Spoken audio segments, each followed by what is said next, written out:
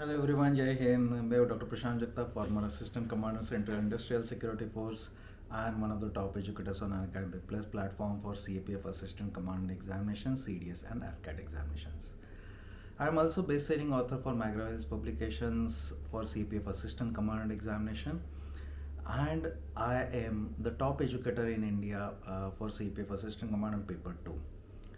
तो C P F assistant commandant examination जो अभी आ रहा है 7 अगस्त को 2022 को, तो इसके लिए इस वीडियो में मैं बात करूंगा कि इसका जो अटेम्प्ट है किस तरह से होना चाहिए. एक और वीडियो में मैंने बताया था कि अटेम्प्ट कितना होना चाहिए, कैसे अटेम्प्ट करना है, मार्किंग सिस्टम कैसे अंडरस्टैंड करना है कि जिस हिसाब से आप पेपर 1 जो है मार्क्स वो क्रॉस कर सको. ये वाले वीडियो में मैं आपको बताऊंगा कि आपका जो अटेम्प्ट है किस सीक्वेंस में किस तरह से होना चाहिए पेपर 1 का. सो पेपर 1 जो है आपका 125 क्वेश्चंस रहते हैं, 125 क्वेश्चन हैं, 250 मार्क्स का ये एग्जामिनेशन है. पेपर 1 ये सेम डे पे एग्जामिनेशन होता है जिस दिन पेपर 2 होता है. ये दोनों पेपर सेम डे पे होते हैं. सुबह 10 बजे से 12 बजे पेपर 1 होता है. ये जो पेपर 1 है ये पेपर 1 2 घंटे का है, दैट इज़ 120 मिनट्स.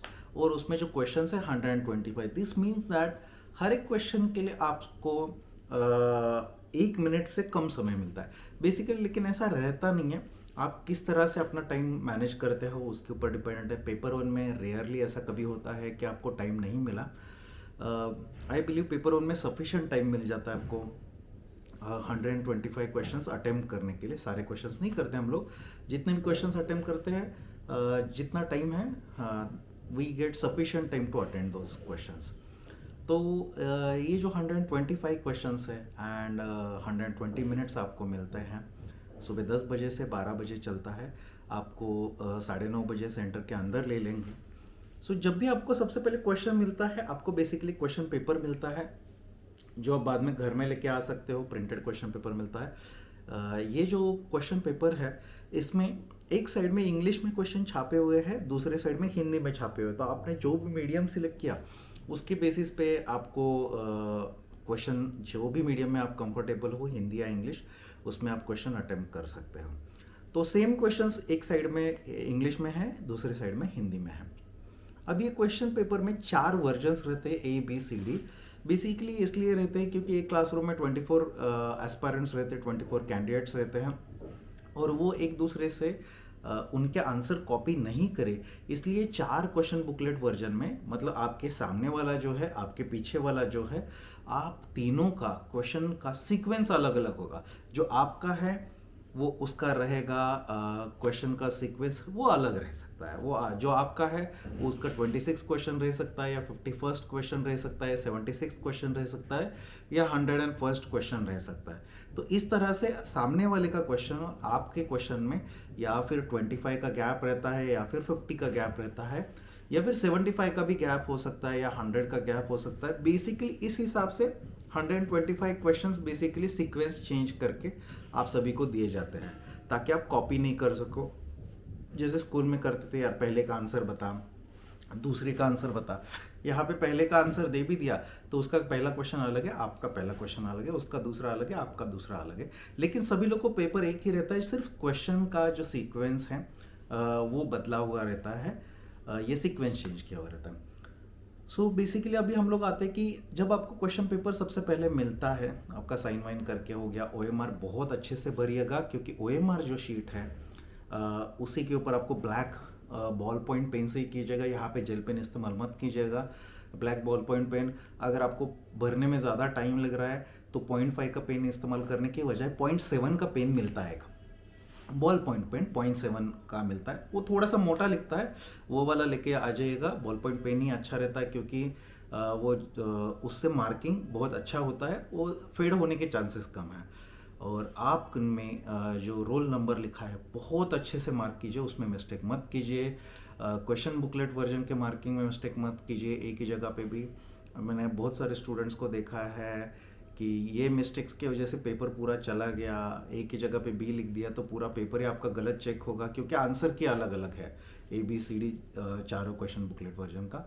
और यहाँ पे कोई मैन्युअली चेक नहीं किया जाता, ये सिस्टम है, कंप्यूटर है, खुद ही पेपर चेक करता है, तो वो आपकी ह्यूमन एरर को कंसिडर नहीं करता। और यूपीएससी इसमें बिल्कुल भी लीनियंस या कुछ भी आपको सिंपैथी नहीं देगा। यूपीएससी सिंपली इतना सोचता है कि ये क्वेश्चन बुकलेट वर्जन भी ठीक से नहीं लिख पा रहा है, ऐसा वाला बंदा ऑफिसर बनने के लायक ही नहीं है, हमें चाहिए ही नहीं। ये उनका जो मेंटालिटी रहता है यूपीएससी का कि ये वाला बंदा हमें चाहिए नहीं, ये वाला बहुत ज़्यादा रहता है। इसीलिए यहाँ पे मिस्टेक्स बिल्कुल भी मत कीजिएगा, बाद में यूपीएससी आपके ये वाले एक्सक्यूज़ को एंटरटेन भी नहीं करता।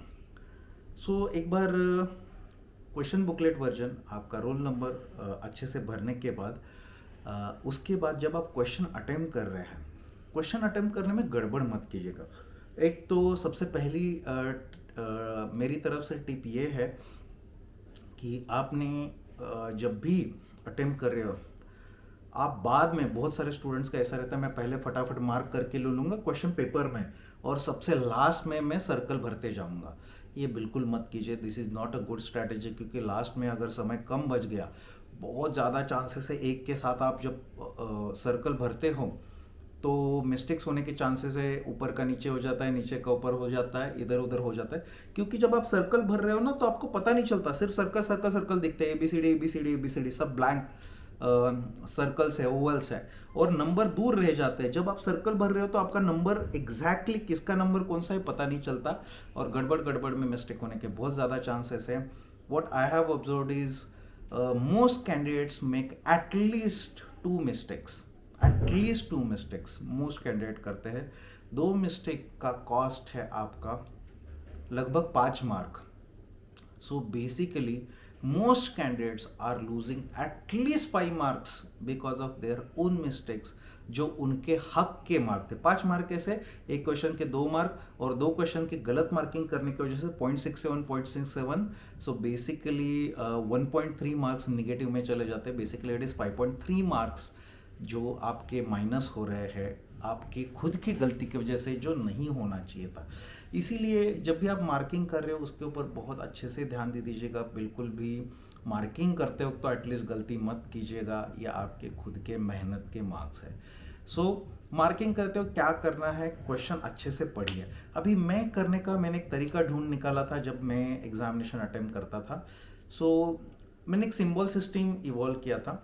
आपका क्वेश्चन पेपर आप साथ में ला सकते हो, उसमें किए हुए मार्किंग के ऊपर जनरली एग्जामिनर ऑब्जेक्शन नहीं लेता है, जब तक आपका इन्विजिलेटर आजू बाजू में देखता नहीं कि आप किसी को दिखा रहे हो, कर रहे हो, आप कुछ भी कर रहे हो आपके क्वेश्चन पेपर में, they do not take any objections. So इसमें क्या करना है, जो आपका पेन है, जब भी पढ़ रहे हो, पहले एक क्वेश्चन आपने पढ़ लिया, समझिए आपने पहला क्वेश्चन पढ़ लिया, you read the first question and you absolutely do not have any clue about that question. ये ऐसा कोई भी क्वेश्चन है जिसमें आपको एक भी क्लू ही नहीं है, आपको क्वेश्चन भी नहीं पता, आपको ऑप्शन में से कुछ आइडिया नहीं आ रहा है। सो ये वाला क्वेश्चन आपको अटेम्प्ट करना ही नहीं है। आप सिंपली उसका जो नंबर लिखा हुआ है 1, उसके ऊपर क्रॉस कर दीजिएगा कि ये क्वेश्चन आपको नहीं आता, ये क्वेश्चन आपको अटेम्प्ट भी नहीं करना। इसका मतलब ये है कि ये क्वेश्चन के थ्रू, ये क्वेश्चन आप गो थ्रू किए हो, लेकिन आपको कुछ इसके बारे में पता नहीं है, आपको आता भी नहीं है और आप अटेम्प्ट करना भी नहीं चाहते। सो आप सेकंड क्वेश्चन के ऊपर आ गए, उसका आंसर आपको 100% आता है।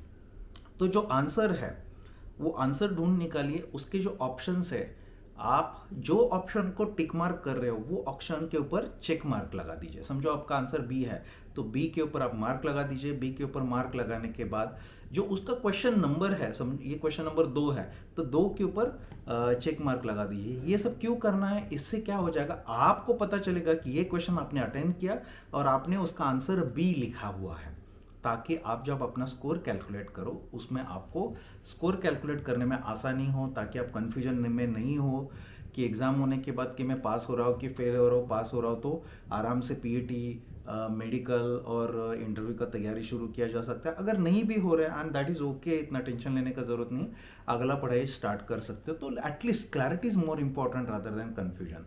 सो जो क्वेश्चन आपने अटेम्प्ट किया उसके ऊपर चेक मार्क कर लीजिए, उसके आंसर के ऊपर चेक मार्क कर लीजिए, और इमीडिएटली एग्जैक्टली देख के, पहला क्वेश्चन आपने छोड़ दिया उसका ब्लैंक ही होना चाहिए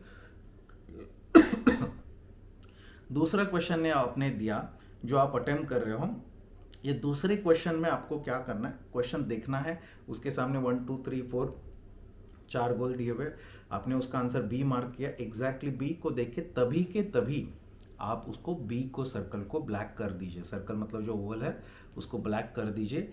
ये तभी के तभी करने का एडवांटेज ये है कि इससे गलतियां नहीं होता। कुछ लोग 4 4 5 5 करते करते हैं, ये भी मत कीजिएगा, ऊपर का नीचे होता है, नीचे का ऊपर होता है, क्योंकि हम लोग सारे के सारे क्वेश्चन अटेम्प्ट नहीं करते हैं। सो होता कैसा है, कुछ ब्लैंक हो रहे हैं, आप सीक्वेंस गलत कर दोगे, इधर कुछ और देखोगे ऊपर नीचे हो जाएगा, इसलिए ये चीज़ें अवॉइड कर दिए। सो दूसरा क्वेश्चन आपने अटेम्प्ट कर दिया। अभी जो तीसरा क्वेश्चन है, अभी ये क्वेश्चन के बारे में आप डायलेमा में, हमारे तीन ही टाइप के क्वेश्चन रहते हैं, हम डायलेमा में हैं। डायलेमा मतलब इसमें दो ऑप्शन को मैं इलिमिनेट कर तो पा रहा हूँ, मतलब मुझे ये तो पता है कि इसका आंसर सी नहीं है और इसका आंसर डी नहीं है, तो सी और डी आंसर नहीं है, आपको पता है, तो मैं क्या करूँगा, सी और डी आंसर नहीं है तो मैं सिंपली सी के ऊपर क्रॉस कर दूंगा, डी के ऊपर क्रॉस कर दूंगा, सी और डी दोनों भी आंसर नहीं है, और मुझे डाउट आ रहा है या तो ए है या तो बी है, लेकिन मैं अभी कभी इसको सॉल्व नहीं करना चाहता, फर्स्ट रीडिंग में ये सब नहीं करना, तो मैं क्या करूँगा, इसका जो क्वेश्चन नंबर है, क्वेश्चन नंबर है 3, उसके ऊपर मैं कर देता था सर्कल, तो उसके ऊपर आप सर्कल कर दीजिए सिंपली। ये क्या आपको बताएगा कि ये क्वेश्चन आपको अभी भी अटेम्प्ट करना है, सेकंड थॉट के लिए आपने रखा हुआ है इस तरह से, और उसका जो OMR में है उसमें कुछ भी मार्किंग नहीं करना। इस तरह से पहले रीडिंग में आपने जनरल स्टडीज के क्वेश्चन सारे के सारे अटेम्प्ट कर देना चाहिए, और जो मैथ्स और रीजनिंग के क्वेश्चन है जहां पे भी आपको सीक्वेंस में मिला उसके ऊपर स्टार मार्क कर दीजिएगा, आप अटेम्प्ट मत कीजिएगा। मैथ्स और रीजनिंग के क्वेश्चन शुरुआत में अटेम्प्ट मत कीजिएगा, आपको जहां पे भी सीक्वेंस में मिला, ऐसा भी हो सकता है पहले आ गए, ऐसा भी हो सकता है बीच में, जहां पे भी आ गए उसके क्वेश्चन के आगे स्टार मार्क कर दीजिएगा। इससे क्या हो जाएगा, आपको पता चलेगा कि स्टार मतलब मैथ्स रीजनिंग के क्वेश्चन से कैलकुलेट करना बहुत आसान हो जाएगा, लेकिन अटेम्प्ट मत कीजिए। इस तरह से आप पहले क्वेश्चन से लेकर 125 क्वेश्चन तक पहुंच जाओगे। इसमें आपका जो अटेम्प्ट है, आपने एक्चुअली OMR में आंसर मार्क किए हैं, वो क्वेश्चंस हो जाएंगे जिसके जो क्वेश्चंस सिर्फ जनरल स्टडीज के हैं, और वो क्वेश्चंस में आप 100% श्योर हो कि आपके आंसर सही है। आपको क्या करना है, उसके बाद OMR में आपने कितने क्वेश्चंस को, कितने सर्कल ब्लैक किए, उसको सिर्फ काउंट करना है। वो नंबर हो सकता है 30 40 50 60 जितना भी होगा, वो क्वेश्चंस को आप ध्यान में रखिएगा। उसके बाद आप सेकंड रीडिंग करोगे। ये सेकंड रीडिंग जब कर रहे हो उसमें सिर्फ और सिर्फ जनरल स्टडीज के क्वेश्चन जिसको आपने सर्कल किया हुआ है, सो आप इमीडिएटली पन्ने पलटोगे, आपको फटाक से पता चल जाएगा कि क्वेश्चन कौन सा क्वेश्चन। इससे आपका बहुत टाइम बचता है, 10 से 15 मिनट बचता है। अदरवाइज ये वाला मार्किंग आपने फॉलो नहीं किया तो आपको दिक्कत क्या आता है, आपको हर एक क्वेश्चन पढ़ना पड़ता है और चेक करना पड़ता है कि ये मैंने अटेम्प्ट किया है कि नहीं किया है, और इसमें टाइम बर्बाद होता है। तो ये टाइम बचाने के तरीके हैं, आप क्वेश्चन पेपर देखोगे आपको पता चल जाएगा कि जो क्रॉस किया है वो अटेम्प्ट, वो उसको पढ़ने का जरूरत नहीं है। आप सिर्फ नंबर देखोगे, नंबर के ऊपर क्रॉस है वो नहीं देखना, नंबर के ऊपर स्टार मार्क किया आपको वो नहीं देखना, नंबर के ऊपर चेक मार्क किया आपने सॉल्व किया वो नहीं देखना, सिर्फ सर्कल वाले क्वेश्चंस, आपका टाइम बहुत बचेगा। सो सर्कल वाला क्वेश्चन है जो आपने डाउट के लिए रखा है वो आप पढ़ोगे, आपके जहन में जो भी आता है, जो भी आपको लगता है, आपको या तो उसको अटेम्प्ट करना है या नहीं करना, आपको तीसरा मौका नहीं मिलेगा। इसके बाद आप नहीं आ सकते, या तो अटेम्प्ट करना है तो कर लो, और जो भी अटेम्प्ट कर रहे हो वो सर्कल के ऊपर आप अटेम्प्ट करने के बाद फिर से चेक लगा दीजिए, और ये चेक लगाने के बाद आपको पता चल जाएगा हाँ मैंने ये अटेम्प्ट किया है। और जो आंसर आप लिख रहे हो ए या बी, सी और डी हम लोग ने ऑलरेडी एलिमिनेट किया है, ए आंसर लिखा है, ए के ऊपर चेक मार्क लगा दीजिए, और इमीडिएटली आप आंसर OMR में सर्कल आप ब्लैक कर दीजिए, तो आपको पता चल जाएगा कि ये मैंने अटेम्प्ट किया है। इस तरह से 50-50 वाले % वाले क्वेश्चंस या तो आप अटेम्प्ट करोगे या नहीं करोगे। आप नहीं करना चाहते वो नंबर के ऊपर क्रॉस कर दीजिए, दैट्स इट। इससे क्या हो जाएगा, अल्टीमेटली जनरल स्टडीज के सारे क्वेश्चंस जो है आउट ऑफ 125 आपके सेकंड रीडिंग में क्लियर होने चाहिए, आपका कुछ भी नहीं बचना चाहिए सोचने के लिए। तो उसमें 3 टाइप के क्वेश्चंस रहेंगे, या तो आपने अटेम्प्ट किए, या तो आपने अटेम्प्ट नहीं किए, सॉरी 2 टाइप के रहेंगे, या तो अटेम्प्ट किए या तो आपने छोड़ दिए, इतने 2 ही रहेंगे, ऐसा कुछ नहीं रहेगा जो आप और भी अटेम्प्ट करना चाहते हो। ये पूरा एक्सरसाइज जनरल स्टडीज वाला आपका लगभग 1 घंटे के अंदर खत्म हो जाना चाहिए, जो हो जाता है। जनरली फर्स्ट रीडिंग 40 से 45 मिनट में हो जाता है, सेकंड रीडिंग करके जनरली 1 घंटा, ज़्यादा से ज़्यादा आप 1 घंटा 10 मिनट तक उसको स्ट्रेच कर सकते हो, लेकिन जनरली ये हो जाता है। अभी जो मैथ्स एंड रीजनिंग के क्वेश्चंस बचते हैं, अभी मैथ्स एंड रीजनिंग का क्वेश्चन का पार्ट ऐसा इंटरेस्टिंग है, अभी उसका वेटेज बहुत ज़्यादा नहीं आ रहा है, 15 से 20 क्वेश्चन आ जाएंगे। ये 20 क्वेश्चन में भी आधे मैथ्स के रहेंगे, आधे रीजनिंग के रहेंगे। रीजनिंग के क्वेश्चन जनरली हमें आते हैं। मैथ्स के क्वेश्चन को अगर हम लोग ने टाइम लगा दिया, टाइम दे दिया और नॉर्मल नॉर्मल वाला लॉजिक लगा लगा कभी कॉमन सेंस भी सॉल्व कर दिया, तो भी मुझे लगता है कि मैथ्स के आधे क्वेश्चन सॉल्व हो जाते, रीजनिंग के लगभग 80 to 90% क्वेश्चन सॉल्व हो जाते। तो हमें ट्राई करना चाहिए, मैं ये नहीं बोल रहा हूँ कि सॉल्व करना चाहिए, ट्राई पक्का करना चाहिए। बहुत सारे क्वेश्चन सॉल्व होते हैं, उसके भी मैं ट्रिक्स बताता हूँ। सो अगर 20 क्वेश्चन भी आते हैं तो 110 क्वेश्चन आपका ऑलरेडी हो चुका है। अभी अगर आपने इसमें 50 से 60 मिनट अगर मैथ्स और रीजनिंग के लिए दे दिया, हर एक क्वेश्चन के लिए आपको हाफ्टी 3 मिनट मिल जाएंगे। एंड 3 मिनट बहुत अच्छा समय है मुश्किल से मुश्किल क्वेश्चन करने का। उसमें क्या करना है, आपने ऑलरेडी स्टार मार्क करके रखा है। स्टार मार्क करते हो आप सीक्वेंस से चले जाइए, आप वो क्वेश्चन को पढ़िए, उसमें आपको क्लू लगता है कुछ भी कि आपको लगता है कि इसको मैं सॉल्व कर सकता हूं तो टाइम दे दीजिए। अगर आपको लगता है कि सॉल्व नहीं कर सकता, सिंपली क्रॉस कर दीजिए, दैट्स इट, छोड़ दीजिए। फिर नेक्स्ट क्वेश्चन के पास आ जाइए। नेक्स्ट क्वेश्चन को आपको लगता है सॉल्व कर सकते हो तो आप अपना लॉजिक जो है, कॉमन सेंस है, आपके जो मेथोडोलॉजी है, उसको लगा के उसको सॉल्व कर लीजिए। और सॉल्व करने के बाद इमीडिएटली आंसर के ऊपर भी मार्क कर दीजिए, क्वेश्चन के ऊपर भी टिक मार्क कर दीजिए और ओएमआर में मार्क कर दीजिए। अगर आपको लगता है कि ये क्वेश्चन कंसेप्ट मुझे समझ में आ गया लेकिन सॉल्व कैसे करना है नहीं पता, तो ऐसे वाले मैथ्स के क्वेश्चन में तैयार करने का तरीका है, बस उसको थोड़ा टाइम देना पड़ता है। ये मेथड को बोलते हैं कि आप ऑप्शन से ढूंढ निकालोगे कौन सा ऑप्शन सही है। बेसिकली आपको आंसर आना जरूरी नहीं है, ठीक है ना। एग्जामिनर को कुछ लेना देना नहीं है कि आपको आंसर या उसका मेथड आया या नहीं आया। एग्जामिनर को सिर्फ लेना देना है कि आपने सही ऑप्शन को टिक किया है कि नहीं किया। तो उसको हाउ डज दिस वर्क, ये मैं बहुत इस्तेमाल करता था क्योंकि मैंने मैथ्स रीजनिंग का कभी प्रिपरेशन किया नहीं। वैसे भी मैं मेडिकल साइंस बैकग्राउंड से हूँ, कोई और बैकग्राउंड से हूँ नहीं, तो मैथ्स रीजनिंग उतना ज़्यादा अच्छा था भी नहीं। सो रीजनिंग अच्छा था, मैथ्स अच्छा नहीं था, मैं लॉजिक लगा लगा के करता था। मैं क्या करता था, सबसे पहले तो कंडीशन ढूंढ निकालता था। क्वेश्चन में कंडीशन से, question is nothing but conditions, तो ये कंडीशंस में हर एक आंसर डाल के देखना है।